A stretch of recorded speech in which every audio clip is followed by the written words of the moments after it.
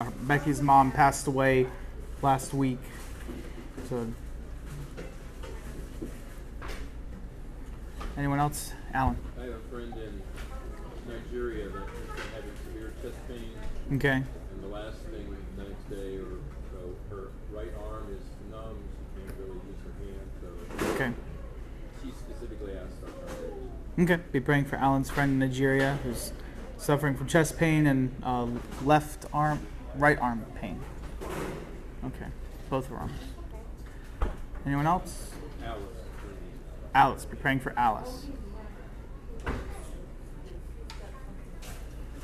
Anyone else? Other things? Yes.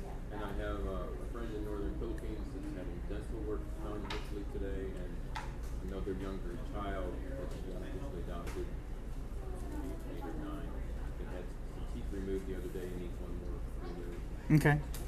So dental care. Be praying for easy dental care.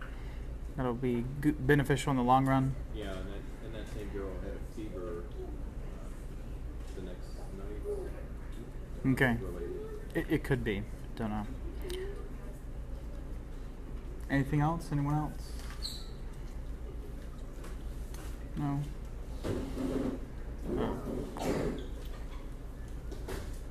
No.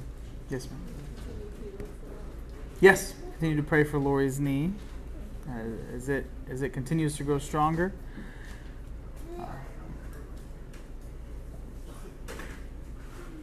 Ongoing situation in Israel. Yes. Continue to be praying for Israel. Constant updates by someone who was at our congregation in Israel. Okay. Continue to be praying for Israel, the war in Gaza, for the war in Ukraine and Russia. That would be also brought to an end. Did you have something, Brenda? Okay. I saw your hand move, and I was just like, okay.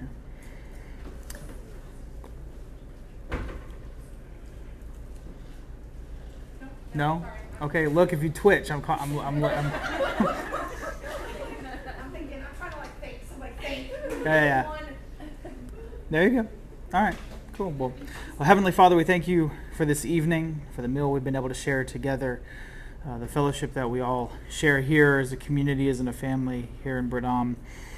We ask, Lord, that those bonds would only continue to grow and that we would establish new bonds and new relationships with those who come through our doors, and new friendships would be made, and people would come and not just feel, but actually recognize that they do belong here, and that that there is a place where they can do work for the kingdom here in this community, in this town, in this part of the world. We pray, Lord, for all of those who are in need of healing, those who are recovering from sickness, illnesses, and surgeries, those who are working through physical therapy to strengthen their bodies from the operations they've had done, that they would continue to be strong. We give thanks and praise for those who have successfully come through surgeries and physical therapy afterward and are now back at full strength with the many different parts of their bodies that needed work are now working effectively. We thank you for that. We continue, Lord, to pray for peace throughout the world, that there would be an end to the conflicts in Ukraine, an end to the conflict in Gaza, that there would be a peace that would last, a peace that would allow us to effectively do your work, Lord, and to be able to share more of your message. We know that sharing the message in times of darkness is effective and carries long-lasting results, but Lord, it's often seems the world is easier to travel through when there's more and lasting peace. And so we pray for peace, and we pray for the return of Messiah. We pray for the return and reign of Yeshua over all things. And Lord, we thank you for your word. We thank you for the history, for the journey in which the body of Messiah has made and traveled to reach the place where it is today, for the history and the journey of your people through time to where they are today. And we ask, Lord, that this class would be beneficial to those learning more about that journey, and that they would take it and use it to their advantage in their discussions with those outside of the walls of faith, outside of the walls of people who have a love for the Jewish people. We ask that all of this would be edifying and would ultimately bring glory to you, to your name, in Yeshua's name. Amen. All right, so we're continuing this evening on our education on a lot of the wars and conflicts within Israel. This is part 2 of the study on Zionism, particularly as a political movement, and what ultimately led to the foundation of the State of Israel in 48. Because all of that is very important, and it's very complex.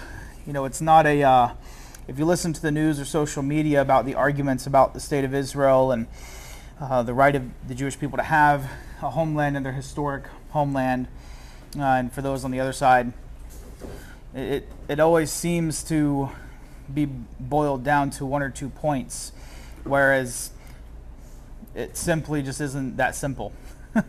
It's actually a very complex history and story that formed, over really a century and a half of time. And so to try to make it about 1 or 2 things is, it's a very privileged way of looking at the world. It's a way of looking at the world that doesn't require you to have to reach back into the stories of those who lived over 100 years ago, who had in some ways greater influence than any of us could ever dream of having on the current conflict. So, there are things that bring great joy in this story. There are things that bring great sadness in this story. But that's just the reality of the world. That's just the reality of life. So, but as followers of Yeshua, we are attempting to be that light in the world that brings people to God, despite whatever's happening in the world and whatever side of things you're on. Our attempt is to bring people into fellowship with God, to bring everyone, to the same table, to be eating from the same food and drinking from the same cup. So in order to get to that place, we have to have these discussions, and so that's why we're doing these classes. And so you have a few more arrows in your quiver, a few more daggers in your bag, to be able to, fight the fight, because it is a fight in many ways. So, but anyway, so we left off. We mentioned briefly last time that Zionism in history is birthed largely out of a movement called Hibat Zion, which just simply means love for Zion, and it's sort of the first real ideological premise that the Jewish people belong in at what the time when this movement started was the Ottoman Empire, and was on maps called Palestine. It was Ottoman Palestine, then it becomes British Mandate Palestine before it turns into and is renamed Israel when Israel declares its independence. So this, of course, begins in about the mid-1800s, which we talked about a lot of the different segments of the many different Zionist movements happening throughout Europe, because, again, really until after the Holocaust, Zionism really doesn't have any one facet. There's multiple segments to it. So it's not this people who have people who hate Jews, people who come up with conspiracy theories about the Jewish people will make it as if Zionism is this one great, massive, evil thread in time and history. But the fact is, it in its own reality has always been a very splintered, segmented system that disagreed with the other side. With it, they all had kind of a similar goal, having a Jewish homeland. And even then, like we learned the last time we did this class, some Jews were like, oh, it has to be in what was historic Judea, and then you had others who were like, well, if we can just buy several 100,000 acres, we can make our own anywhere. And that almost happened with Uganda, as the British were leaving Uganda. So again, very different identities, very different goals and agendas, all are encompassing what we call Zionism. So there is no such plural. It's important to remember that. So in the 1860s is where we begin to see Hibat Zion, the love for Zion, really begin its own movement. You have German Jewish communities petitioning to immigrate from Jewish states, from Jewish German states and communities to go and live in what was Ottoman Palestine. So all this region was under the Ottoman Empire, and you have a lot of Jewish communities, particularly in Germany, who are looking to leave Germany to go and settle in the Ottoman Empire. And a lot of them do end up going there. However, not quite as many as would have liked. Again, they meet with political, buffers, obstacles. Maybe you have a German statesman who's not willing to talk and negotiate as quickly with the Ottomans about how many are allowed to immigrate to the Ottoman Empire, and that sort of thing. Typical things that any country has ever dealt with when it comes to emigration or immigration. There's always a battle between who gets to come in and who doesn't. Lots of Jewish communities in Russia are also beginning to move in this direction, particularly after the Tsar Alexander II is assassinated. The Jewish community is blamed in many ways for his assassination. Some even believe it was a Jewish conspiracy that he was killed. And so during this time, you begin to see and read about in history, this is when Jewish youth and young adults, previously many of whom were atheists and secular, begin to participate more regularly in the synagogue system. Now, that doesn't mean that they were faithful, like believers in God, but they were at least faithful to the Jewish traditions. And they believed in the Jewish people because it was their people who were being persecuted. And so by the by the early 1880s, you had such an influx of Jews coming in from Germany, Central Europe, and Russia that the Ottoman Empire actually ordered a halt to any further immigration. So they actually put a ban on any admission to the region because there were so many coming in and settling down in communities. And a lot of them that went were very unprepared for settling down. Most of them did not have the money to get there to begin with. Matter of fact, I don't think it's our Torah scroll. Our Torah scroll is it's rescued after the Holocaust. But there were communities that would go and they would sell their Torah scrolls off to antiquities and to collectors because they needed the money to be able to survive in these regions. And of course, we see the same thing happen after the Holocaust and during the Holocaust. Jewish communities move to the Ottoman Empire and they bring with them anything of value and they sell it off. And there are, of course, Jewish communities today, and including Messianic ones, that have items like Torah scrolls that were sold in order so that these communities could survive. Because they needed the money, they needed to buy equipment, needed to buy food, because this is a region that required you to farm. This was not an industrial community where you had with factories and jobs in those factories. This was a place where you came to grow your own food, or you had a shop of some kind. And remember, they are coming back to a place that has largely been occupied by the Ottomans, and so you don't just show up and open the general store as if that was something that's not been there, because there's likely already a handful of them, in Jerusalem, for example, places that you are coming to a new place in which you kind of have to carve out your own existence. So, did you have a question? I do have a question. What's that? From what I understood, the land itself was pretty barren. Pretty barren, Sort of like a yeah. wasteland. So it probably hated the plow anyway. And so Yes. Is this a reason why? Partially, yeah, because you have, and so for those online, Scott was asking or mentioning, that the land is recorded by several people who visited in this time period as being very barren, and that they weren't very fond of the plow. Matter of fact, a lot of the first people who do come to, a lot of the first Jewish groups that come, they aren't farmers. Like, they're artisans, they're shopkeepers, from Europe. So they don't have agricultural experience, as opposed to like a Russian peasant who was their neighbor back in Russia. Like, they are largely middle class, educated, coming here with no, it would be like going from like a lower white collar income to all of a sudden now having to be very blue collar, at the turn of a dime. So it's a complete life shift for many of them. And a lot of the Zionist organizations in Europe are unable at this point in time to support them.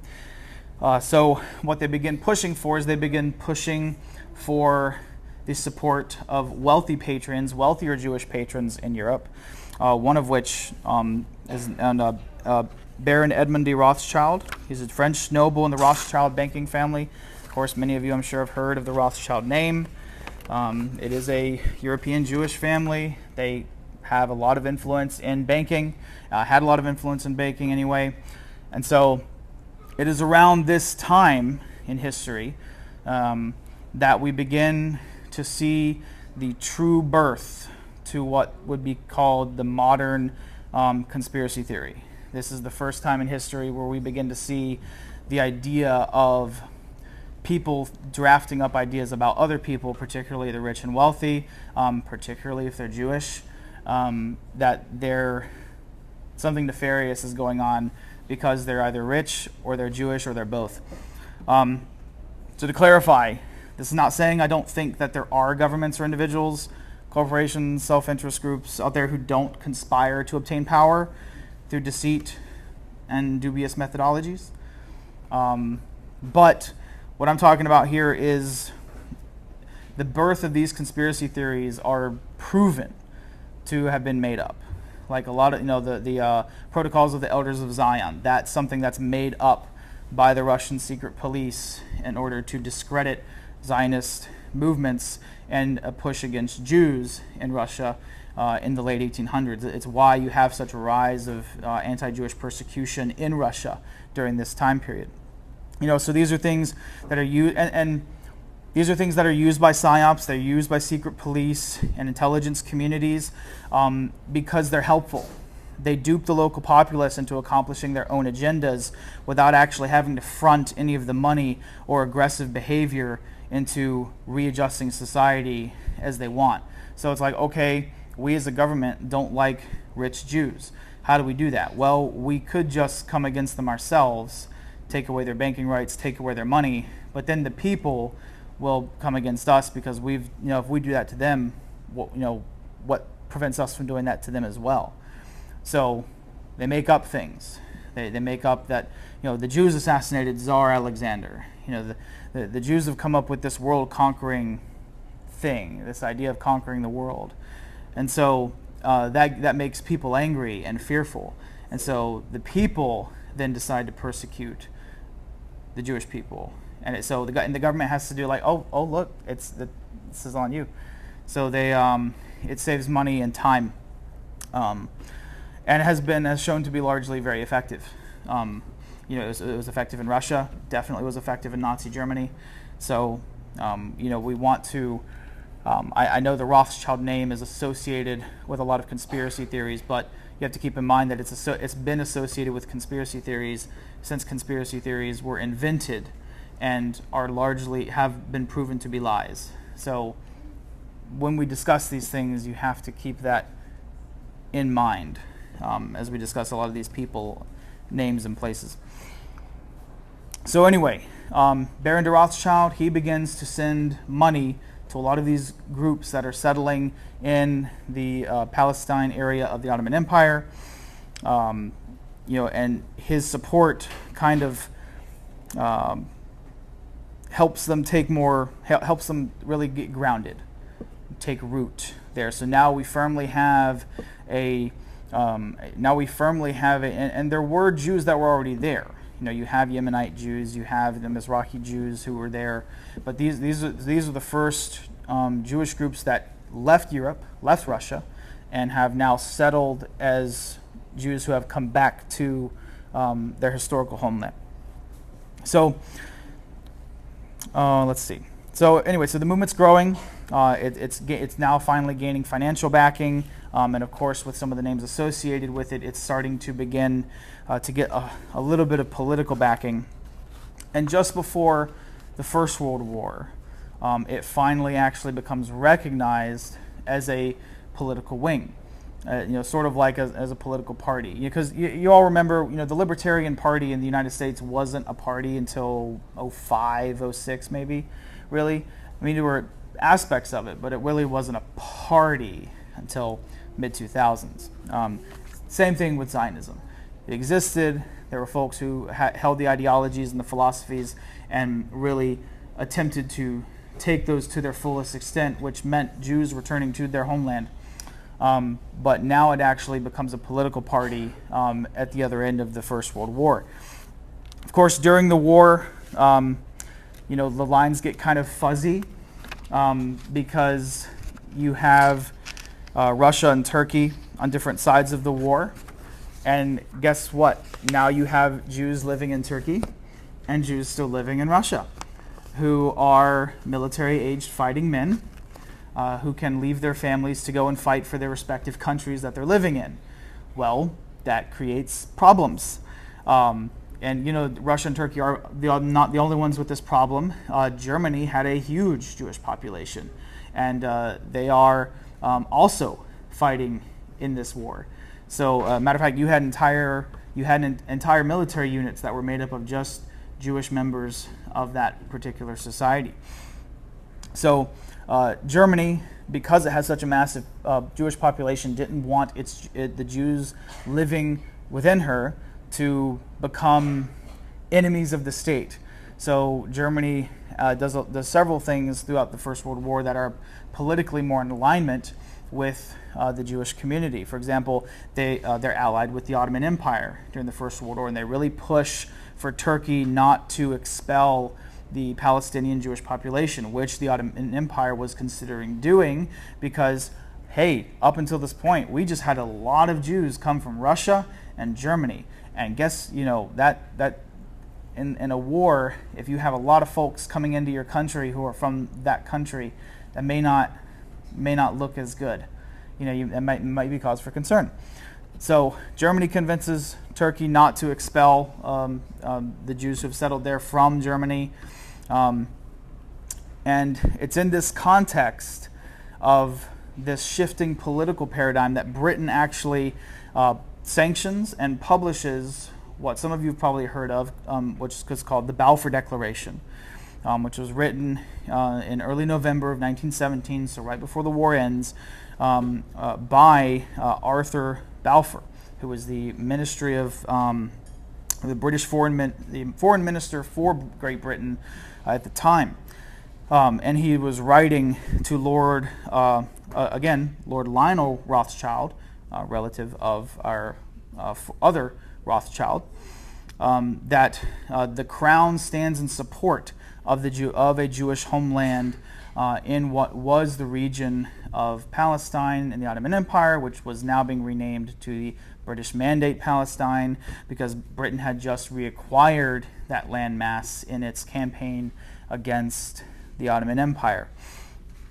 So this was, again, a support for not only its Jewish communities, because Britain did have a Jewish community at the time, but it was also a political move to enlist the aid of the U.S., because the U.S. had a substantial Jewish population at the time.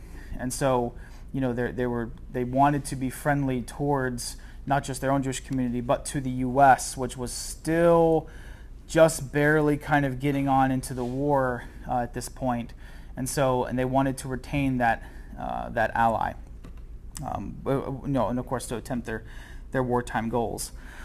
So the Balfour Declaration is a very simple, it's a letter. It's like a one-page letter. And it has some greetings, some very formal, noble stuff. But then it's the statement that's important from it is that His Majesty's government view with favor the establishment in Palestine of a national home for the Jewish people, and will use their best endeavors to facilitate the achievement of this object, it being clearly understood that nothing shall be done which may prejudice the civil and religious rights of existing non-Jewish communities in Palestine, or the rights and political status enjoyed by Jews in any other country. So course, Balfour intended for this support to be expressed not only to their local communities, but for this information to actually make its way to the different Zionist organizations in England, in Europe, and in the U.S. So that way they all understood that Britain stood in support of the reestablishment of a Jewish homeland in what was then Mandate Palestine. And so, I'm trying to think there's something else I had on top of my head. Can't remember. Sometimes I'll be talking and I'll think of something that is not that I don't have in my notes. So anyway, and Israel by and large has done this very thing. There was an understanding that we want to help you establish a Jewish homeland as long as it's understood that other non-Jewish groups can continue to practice their faiths. And to this day, you can be Muslim in Israel. You can be Christian in Israel. You can be Druze in Israel. That they have, they did that. When they established their homeland again, they facilitated the civil pursuit of other religious faiths, as long as it doesn't attempt to drown out that of the Jewish faith. So, some people are wondering, well, how in the world does why does Britain have the right to even say this? This comes from the Sykes-Picot Agreement, which was written 1916, about a year before, and it's the agreement that Britain and France came to, how to partition up the land once they finished the war, because the war was going favorably in the direction of the Allies owning the Ottoman Empire being broken up and distributed, particularly that very Mesopotamian center of the Middle East. Because how we have all those countries have like these odd maps. Prior to the end of World War I, most of those countries didn't look like that. It was just one landmass, Ottoman Empire. And it's not until the Sykes-Picot Agreement and immediately after the war that those lines are drawn very arbitrarily, which is why so many of the issues we face in the Middle East today are there, is because the Allies would draw these maps, you would have two different tribal groups who hated each other suddenly in the same country. And then you would have these governments that were set up to run the countries.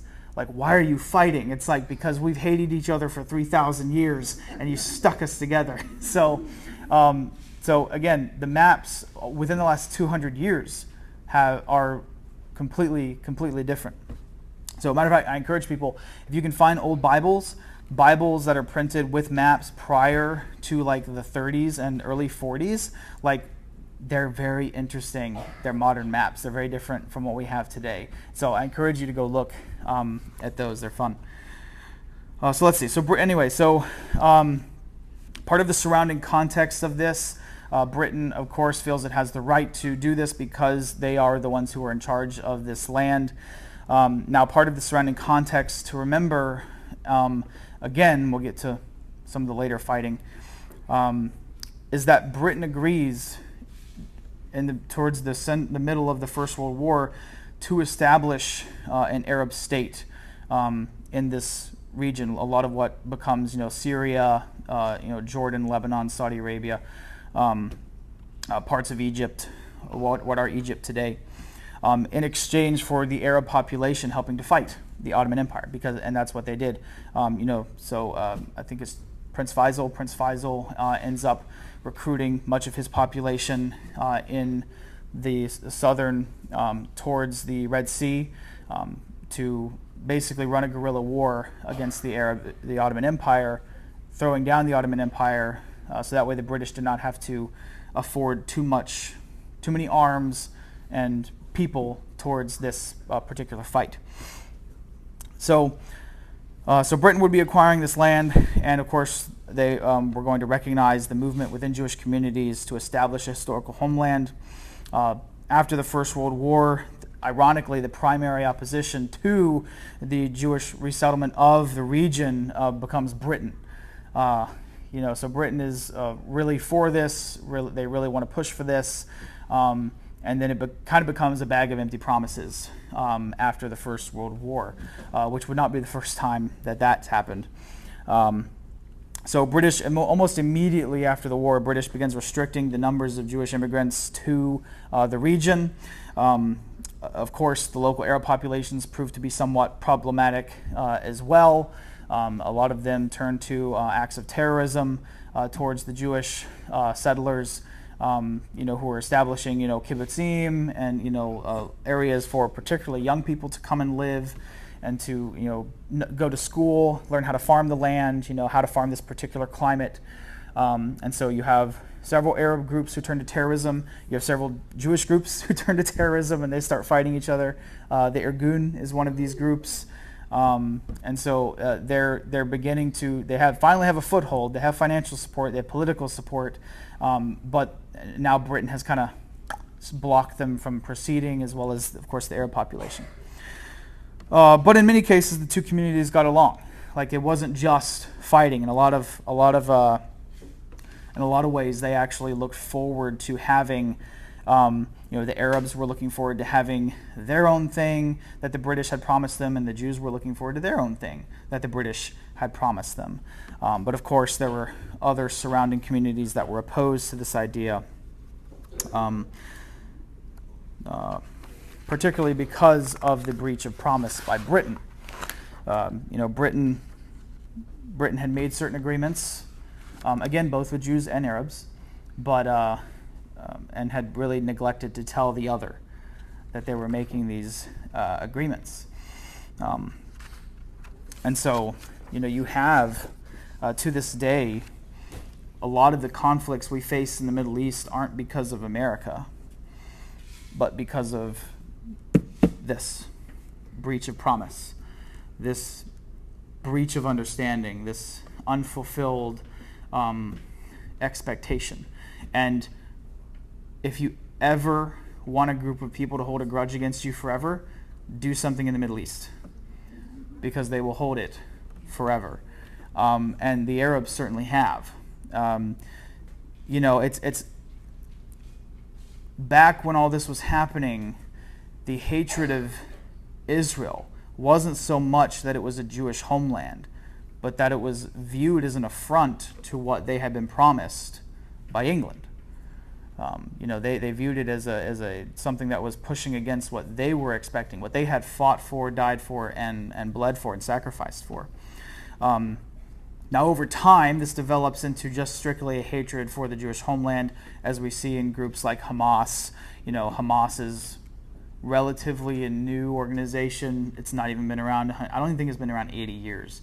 So it's, this idea of hating the Jews is a newer development of this, whereas before it was simply, we don't want them here because they're here because England put them here.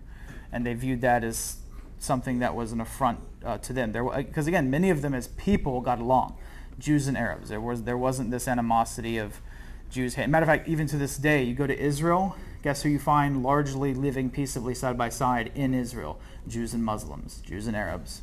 So this idea that it's solely out of hatred for the Jewish people is not the full story. But again, it's a complicated issue. And politics have ruined a lot of it. This perception is so long-lasting that when, I'm sure many of you remember ISIS from almost a decade ago, when it sort of became a thing. One of ISIS's main goals politically was to fight for what Britain had promised them. They were going after what England had. So this is almost 100 years later, that they are after what Britain lied about or failed to inform anyone about, other than the high and important people, in order to get their agenda, their goal of winning the war. So when you look at the Middle East and all of its issues, it's not as simple as we would like it to be. I really wish it was more black and white, but it's more complex. And so that's when people rise up with and begin talking with a hatred for Israel, as if Israel's this bad guy, that's been perpetuating all the bad things. Like, even a lot of the Arabs don't view it that way. They don't, now again, that has shifted over the years as political language has shifted. But that was not the original fight, not the original argument. So anyway, as they're settling, as Jewish communities are growing now, and now not just growing through immigration, but now they're having families, they're having children. There are circles within Zionism that, of course, are beginning to advocate for more militancy. So, okay, we tried the political thing, we tried the negotiation thing. That has clearly not got us what we have come for. So let's try to take it by force. And so, of course, there are some circles that are more moderate, such as the Haganah, which becomes the IDF, and they exist strictly to defend Jewish communities. They're not partisan groups, but then you have groups like the Irgun, who develop into employ more partisan tactics. They begin, bombing Arab communities and Arab homes, bombing British stations, British military groups and soldiers, because again, it's the British who are now the oppressors. They were the supporters, but now they're the bad guys. So they want to protect Jewish communities, and they want to cast off the yoke of British oppression, which we did too, 250 some odd years ago. So more and more continue to arrive to the region. But of course now Europe is facing a new rise in anti-Semitism, anti-Jewish behavior and thought, particularly again in Russia. Don't know what's with Russia. But Russia and Ukraine, the region of Ukraine begins to face a severe anti-Semitic behavior and persecution, lots of pogroms. Poland is the same way. And so by the time we get to the 1930s, when the Nazis come in, it was not that difficult of a perspective shift for these towns and communities to take on this idea of Jewish hatred, because they had already been themselves employing different aspects of Jewish hatred well before the Nazis arrived. So by the time the Nazis get there and take over, it's just, now it's not only legal, but now it's like supported by the government and its agents. So, and of course this comes to a climax in Nazi Europe, reaches its height. We haven't seen, thank God, anything quite to that extent in regards to Jewish hatred since, and pray to God never again, which is why we say that.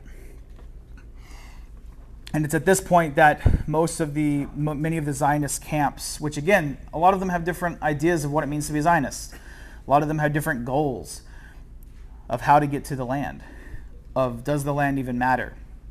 They begin to finally unify, because we've had a rise in anti-Semitism, a rise in Jewish hatred, and of course now we have come full circle after the Holocaust. And these groups finally realize that the only thing that is important is the preservation of our people, preservation of the Jewish people. And as long as we can achieve that, and preferably achieve it in our historical homeland, then we're all going to rally and unify around that. And so it becomes more of a movement around Jewish interests at large. So internationally, not just local places.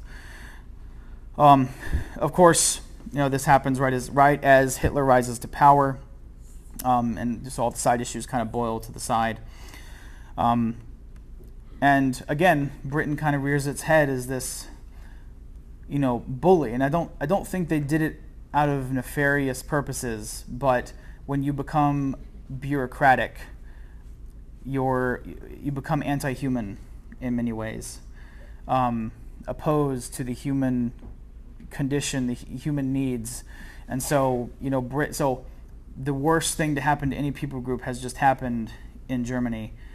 You have the most refugees of any particular people group ever in Europe, and Britain caps immigration to mandate Palestine at 75,000. Says no more than 75,000. So now there are tens of thousands of Jews who do not have a place to go because countries just aren't opening their doors to this plethora of people who no longer have homes, no longer have communities, because many of those in Europe, their property has been taken from them, and that's if you can even go back, because so many towns in Germany have been bombed to the point of no longer existing practically. That's even if you could go back and find where your property was.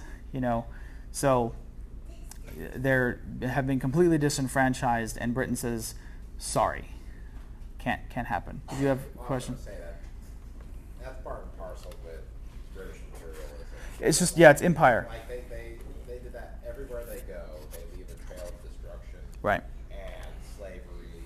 Right. And debt and war. And like if you just look at every single country where they were, they always try to double cross the people Right. that they were there, and that's just backwards. Right. The governors are corrupt. Right. And the crown is corrupt. Right. But at the same time, like, why were they doing that? Well, they're trying to hold on Right. to what little empire they now have left. Right, Because right, They are, right. They were in steep decline Yes. already, and now what do they have? Right. The size of a state, and Yeah. Parts of India. Palestine and a couple islands. Right. Yep. So what are they trying to do? Well, they're trying to prevent another country from Right. declaring independence. Right. It Leaving their just- control. Yeah. Right. So Britain caps immigration. Of course, if you ever read about, and of course we're not going to have time to cover all in this class, but if you ever want to study a class on world-class illegal immigration, this is the thing to study. It is probably the biggest move of human beings into a part of the world that I don't think has been matched since. And so, anyway, so Zionism now begins to shift to a movement of seeking a home for the homeless, because now it is European Jewry that has been left in the dark, left behind, including the U.S. The U.S. is not willing to take. Matter of fact, it was prior to the Holocaust, as agents of the U.S. were getting information and hearing about the Holocaust, they were not willing to take the amount of Jews who would have needed to have fled Europe into its own borders. So again, America's not guilty, not innocent in that regard either. So we get to America. American Zionism is finally beginning to become a thing. And again, many of the same different splintering problems. You have some groups who are like, well, we would like to be in the land, but we want to be socialists. You have some who are like, well, we want to be in the land, but we want to be factory capitalists. We have some in the land who are, we want to be Orthodox Jews. You have some who are like, well, we want to be Reconstructionist Jews. So maybe God exists, we don't know, but we still want to be there. And so, again, but post-World War II, all of that begins to disappear, and it becomes more about we need a place for Jews to go, because Europe was the heartland of much of the Jewish population, and they can't be there now. They don't want to be there now, and who would blame them? So Reform Judaism in America are completely anti-Zionist in every sense of the word, and this is before Reform Judaism becomes, the rainbow flag wing of Judaism. But their thing is that Judaism is supposed to go out into the world to uplift mankind. That's the mission of Israel. That's the mission, not going back to the homeland and becoming isolationists, having our own spot to kind of hide in. Of course, thankfully, there are many Jewish groups in America who are of the opposite opinion, and so they begin to form organizations. One of the major ones is the Federation of American Zionists, of course, which is made up of several different groups, and they kind of stake themselves out as the authoritative group, and over a decade or two, they finally begin to become the one group that is authoritative in things regarding American Zionism. So the Federation of American Zionists is renamed after the First World War as the Zionist Organization of America. So if any of you have seen ZOA, That's what ZOA is. It's been around for 100 years now, and it still is around today and in different aspects. And of course, the U.S. really begins to move quickly, almost like the rest of the war. During the Second World War, America mobilized very quickly when it came to the war effort. Well, America also mobilizes very quickly to the Zionist effort after the Holocaust is discovered, after the Second World War. And so international Zionism, as a movement, as a political wing, grows by huge numbers due to the amount of American Jews who come into these organizations and who themselves begin to leave to immigrate to Israel. Because many of them now, again, with this newfound identity as I am, no longer is it I'm a Jew, I practice Judaism, that's what I do. It's now I am a Jew who practices Judaism, who has a homeland or the potential for a homeland. And so many American Jews begin to leave and to go in support of either by going to live in the land or by going to offer their physical support. And of course, there are many Americans who will end up fighting in the War of 1948. Many of them fresh veterans from the Second World War in Europe. So many of them are trained in combat and are combat veterans themselves. Something that the Arab nations do not have, and which is something to be said for Israel's success. But anyway. So again, there is some opposition in America. Again, most of it is from the Reform crowd, which, again, the Reform crowd is what it is. We still have problems with them today. But largely, Zionism finds kind of an ally in America, both in the Jews of America, but just in America itself. America is in this time period identifies with those people who are seeking freedom, seeking to kind of strike it out on their own, and make it themselves. Now, of course, again, some of the opposition that the Jewish people will face in America after this is, well, where's your loyalty? Are they loyal to America, or are you loyal to another state? And again, bear in mind the context of that question. It's not just an anti-Jewish sentiment, although some people have made it that. But America has just gone through a world war in which there were spies involved and saboteurs. I mean, the reason we got into that war was because people came and bombed by surprise our shipyards in Pearl Harbor. So, there is this lingering, where does your loyalty lie? And of course, what happens after this, where loyalty becomes a huge question? Cold War, which is fought against who? The Reds. Yeah, but ideologically. Oh, the Soviet communists. Communists. And what do Jewish communities really like to create in Israel? Communist communities, kibbutzim. So of course that like Americans are like, whoa, whoa, whoa, whoa, whoa, So again, you have to think, in the context of the time, So of course this can be a question, but again, there are plenty of folks who remain both loyal to Israel and America, and that tradition continues even today. We have plenty of people who have dual citizenship in both the U.S. and in Israel. So let's see.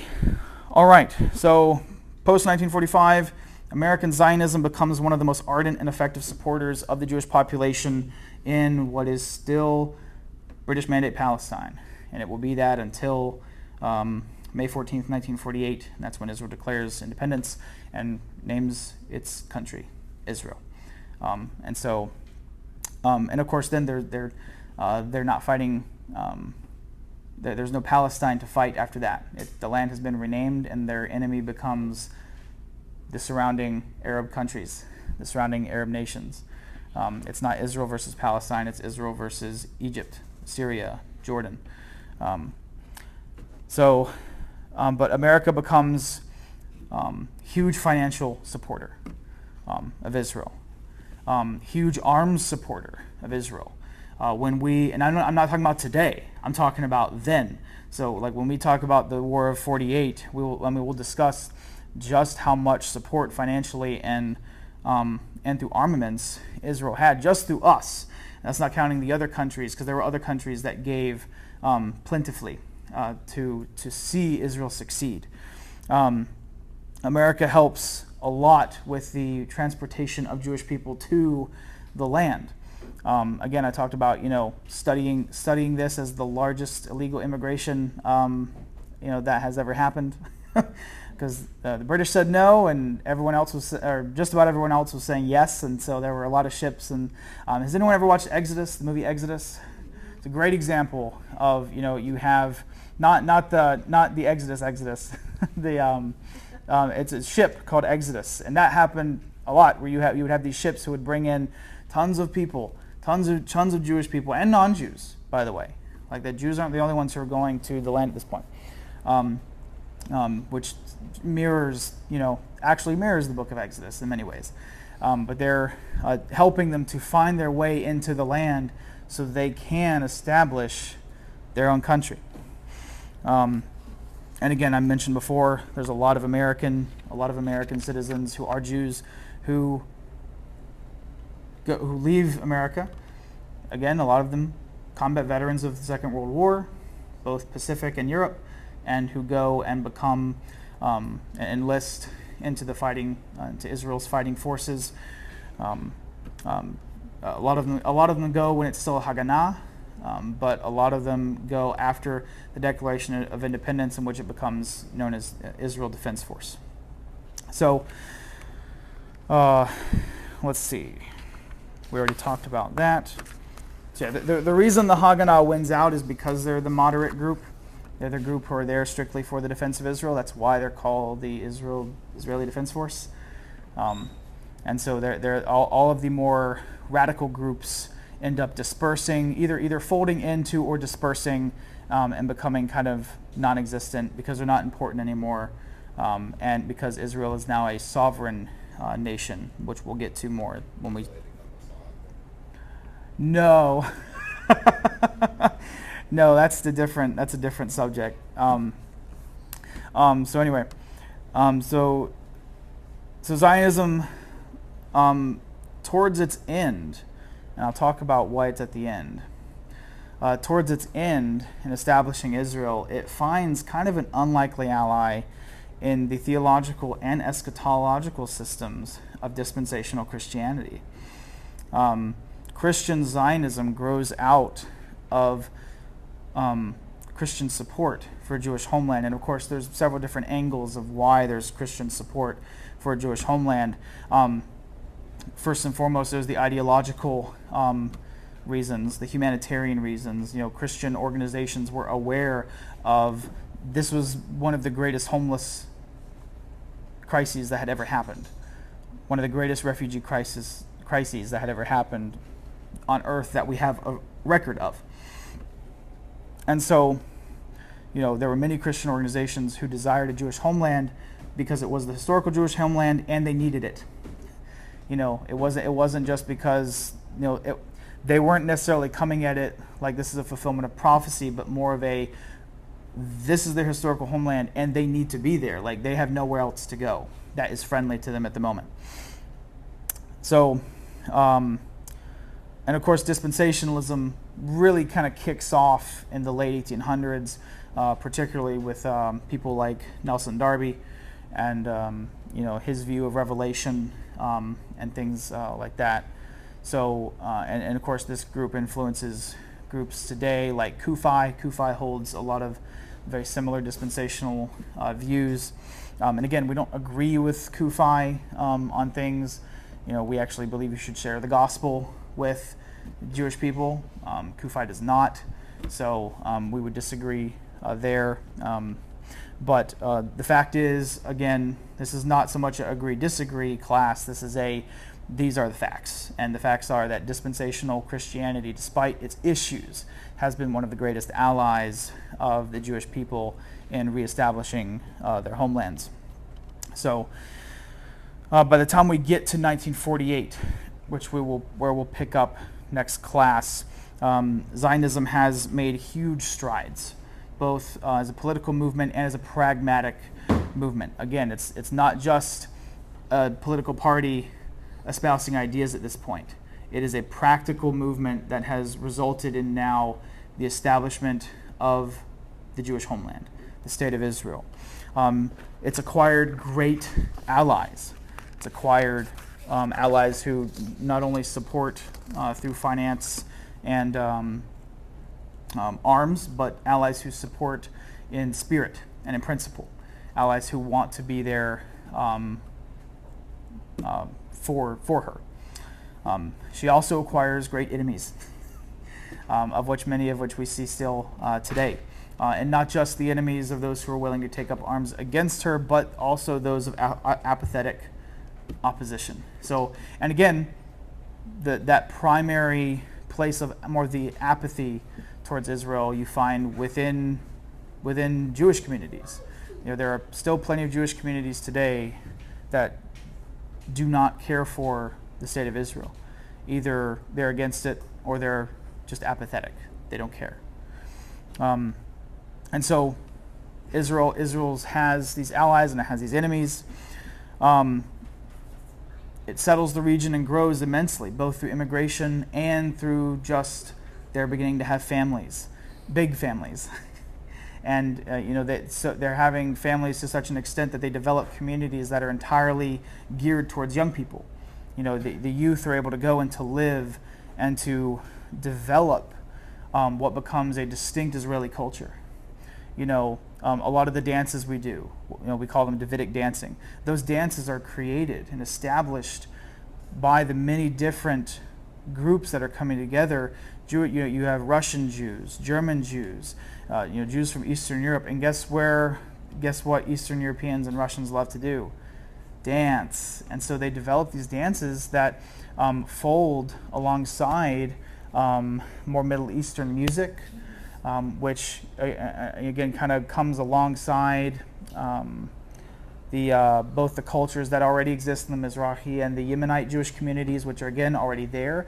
And so you have this very fascinating blend of Jewish diaspora culture blending with remaining Middle Eastern Jewish culture into what we have is today this very distinct Israeli culture, very different. You can tell like there's different flavors of it. You can tell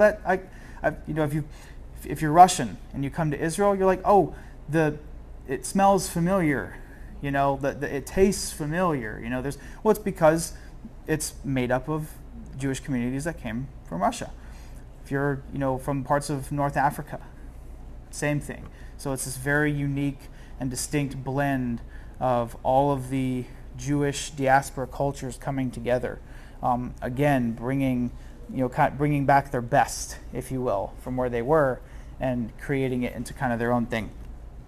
So, let's see.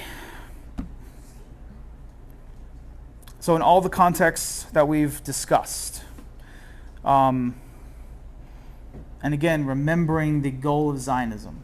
What is the goal of Zionism? What was the goal of Zionism? Jewish homeland. That's simplest terms. It can be argued that Zionism itself no longer exists today as a movement because it's no longer an idea, it's no longer a philosophical movement, it's no longer a political movement.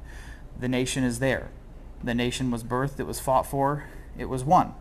The goal of Zionism was completed at the end of the War of 1948. Now, obviously, it had several existential threats since then, but the fact is, Israel was created as a nation, and Israel has been a bastion for the Jewish people since 48. Jewish people have problems in other parts of the world. Who's first to show up? Israel. And there are many other cases in which other parts of the world have problems and they need someone with special skills and training. If Israel has the ability, by and large, they send people. So it becomes the place, the Jewish homeland. No matter what happens in the rest of the world, that place is guaranteed to be a haven for the Jewish people, which is why things like October 7th are so horrendous, because it's supposed to be the place where Jews are safe. It's supposed to be the one place in the world where Jews can breathe freely.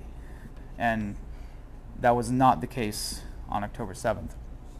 So, which is why it's so horrible, because it's supposed to be the one place in the world where that's not supposed to happen. So, again, part of the reason we did the Zionism class was because in the aftermath of October 7th, you'll hear a lot of things that are said that are kind of real quick quips and little slips of anti-Jewish thought, anti-Jewish speech. People will say things like, "Oh, I'm not anti-Semitic, I'm anti-Zionist," or "I'm not anti-Jewish, I'm anti-Zionist." When people say that, when they say they're anti-Zionist, they are declaring that the Jewish people do not deserve to live in their historical home. They are opposed to the idea that the Jewish people deserve to live in their historical home. They're also opposed to the movements, all of the movements that we've discussed, the many different ideologies and philosophies that made up Zionism. They're opposed to those things which sought to give Jewish people a better life, away from the pogroms and the persecutions of Europe and even the United States and other parts of the world. In the end, saying you're an anti-Zionist is to be anti-Jew. It is to take the position of being opposed to the Jewish people and their right to live safely. And plus, it is by definition insane to argue against something that doesn't exist. And because Israel exists, I argue that Zionism does not exist. And so the people that say that both hate Jews and are crazy. So take with that what you will. And that wraps it up for this class. The next class will be the War of 48, in which we will learn about the fight for Israel's independence and the solidification of her sovereignty as her own country. Any questions? You look like you're dying to ask something, but all right. Thank you all. Thank you all for being here, and I will. We'll see y'all next week. Actually, next week Lincoln is teaching, so we'll have another Tuesday night. Lincoln is teaching. It'll be a class surrounding kosher. I'm not sure which direction he's going with kosher, but it is going to be about kosher, kashrut. And then the week after that, we will wrap up this series with the War of 1948. So, all right. Y'all have a good night. Be safe getting home.